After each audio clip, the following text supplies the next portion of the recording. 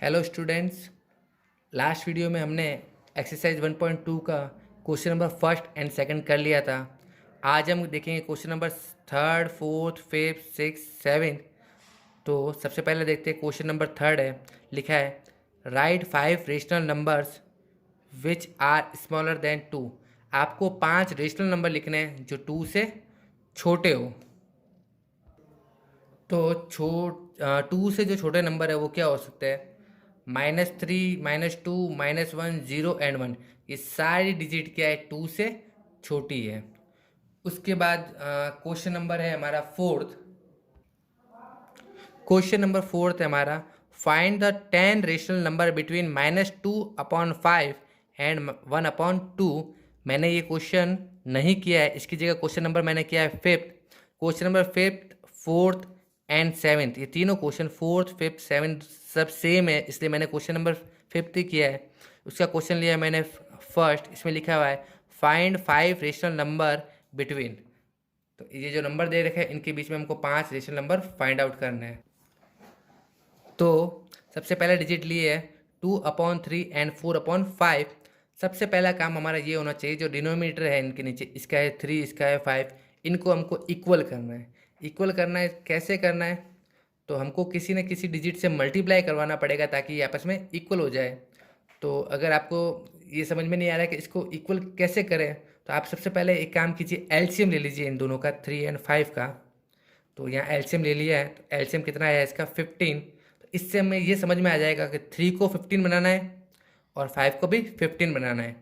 ठीक है, तो हम अब समझ सकते हैं कि 3 को 15 बनाने के लिए किससे मल्टीप्लाई करना पड़ता है? 5 से। तो क्या करेंगे? 5/5 से मल्टीप्लाई कर देंगे। ओनली 3 से मल्टीप्लाई नहीं करना है, 2 से भी 5 का मल्टीप्लाई करना है और 3 से भी 5 का मल्टीप्लाई करना है। 5 का क्यों? क्योंकि हमारा एलसीएम 15 आ रहा था, तो अगर 3 को 15 बनाना है तो इसको 5 से ही मल्टीप्लाई करना होगा। ये हमें थोड़ा सोचना पड़ेगा इसको। तो लिख देंगे 3 मल्टीप्लाई बाय 5। अगर 3 को 5 से मल्टीप्लाई किया है तो 2 को भी 5 से ही मल्टीप्लाई करेंगे। ठीक है, तो कितना होगा? 10/15। इसी तरह से 5 को 15 में बदलने के लिए किससे मल्टीप्लाई करना पड़ता है? 3 से। तो इस 5 को 3 से मल्टीप्लाई कर देंगे तो 4 को भी किससे मल्टीप्लाई करना पड़ेगा? 3 से। तो क्या हो जाएगा? 12/15। तो यहाँ पे दोनों के डिनोमीटर तो सेम हो गए, लेकिन ऊपर देखिए यहाँ पे 10 और यहाँ पे 12 है। तो इन दोनों के बीच में कितनी डिजिट आ सकती है? 10 और 12 के बीच में एक ही डिजिट आती है, वो है 11। तो यहाँ तो हमें कितनी चाहिए थी? 5 और चाहिए थी। तो हमें और डिजिट निकालनी है, तो क्या करेंगे? इन दोनों को भी क्या करेंगे? और बड़ा बना देंगे। कैसे बनाएंगे? इसके अंदर भी 10/10 से मल्टीप्लाई कर देते हैं। देखिए यहाँ पे कर देते हैं 10/10 से मल्टीप्लाई, और इसको भी कर देते हैं 10/10 से मल्टीप्लाई। तो ऐसा करने से क्या हुआ? इन दोनों के डिनोमीटर तो सेम रहेंगे, 150 एंड 150। तो अब देखिए 10/10 से मल्टीप्लाई करेंगे तो हो जाएगा 150 एंड 150। तो 10/10 क्या होता है? 100। और यह क्या हो जाएगा? 12 × 10, 120। अब हम देख सकते हैं कि 100 और 120 के बीच में बहुत सारी डिजिट आती है। ओके, तो यहाँ बहुत सारी डिजिट हम लिख सकते हैं, इसके बीच में कुछ भी लिख सकते हैं, जैसे 101, 102, 103, ऐसे लेके 119 तक डिजिट लिख सकते हैं। लेकिन हमें क्या करना है? सिर्फ 5 डिजिट ही निकालनी है। तो एक तरफ तो हमने लिख दिया 100/150 और दूसरी तरफ लिख दिया 120/150। तो इनके बीच में कोई भी डिजिट लिख दीजिए। मैंने लिखी है 110। आप चाहे तो 101 भी लिख सकते हैं। तो आपको कोई भी 5 डिजिट लिखनी है तो लिख दी हमने 110, 11, 112, 113, 114 अपॉन 150, 150, 150 एंड 150। ये आपकी सारी डिजिट बीच में आ जाएगी। इसी टाइप का एक और क्वेश्चन लिया है मैंने, क्वेश्चन नंबर सेकेंड है। वो लिखा है -3/2 एंड -5/3। तो इसमें भी क्या करेंगे? हम वही एलसीएम ले लेंगे। तो 2 और 3 का एलसीएम 6 होता है, तो हमको 2 को भी 6 में कन्वर्ट करना है और 3 को भी 6 में कन्वर्ट करना है। तो देख लेंगे 3/2 को किससे मल्टीप्लाई करेंगे जब ये 6 में कन्वर्ट हो जाएगा? 3/3 से। तो कितना होगा? -9/3।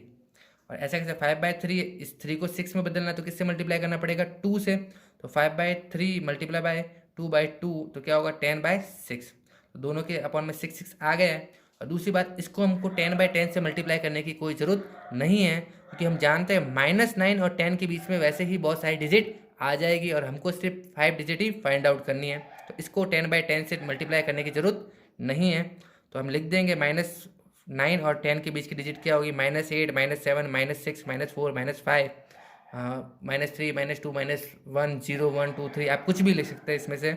तो मैं इसने सिर्फ 5 बोला है तो मैंने 5 डिजिट ही लिख दी है। ज़रूरी नहीं है कि आपका आंसर जो है जो आंसर शीट से मैच करे, क्योंकि -9 और 10 के बीच में बहुत सारी डिजिट है, तो कोई भी डिजिट आ सकती है। ओके, तो आप कुछ भी लिख सकते हैं इसमें बीच में, बस इतना ध्यान रखिए माइनस को देख के कन्फ्यूज मत हो जाइएगा कि आप -9 के बाद -10 मत ले लीजिएगा, क्योंकि वो इससे छोटी हो जाएगी और बीच में नहीं आएगी। आपको इन दोनों के बीच की डिजिट ही लिखनी है। तो अब आपको घर पे होमवर्क में आज क्वेश्चन नंबर 4 करना है, जो बिल्कुल ही 5th जैसा है। इसके बीच में 10 डिजिट फाइंड करनी है। तो -2 और 1 के बीच में वैसे ही बहुत सारी डिजिट आ जाएगी। अगर आपको लगता है कि डिजिट कम हो रही है तो आप उनको 10/10 से मल्टीप्लाई करवा दीजिएगा, जैसे कि हमने फर्स्ट क्वेश्चन में किया था। सेकेंड, ये 6th क्वेश्चन है, write 5 rational number greater than -2। -2 से बड़े कोई भी 5 रेशनल नंबर। तो रेशनल नंबर आप कुछ भी लिख सकते हो, जैसे लिख सकते हो आप -1, 0, 1, 2, 3, 4, 5। ये सारे रेशनल नंबर क्या होंगे, -2 से ग्रेटर देन ही होंगे। फिर लिखा है question number 7, find the rational number between 3/5 and 3/4।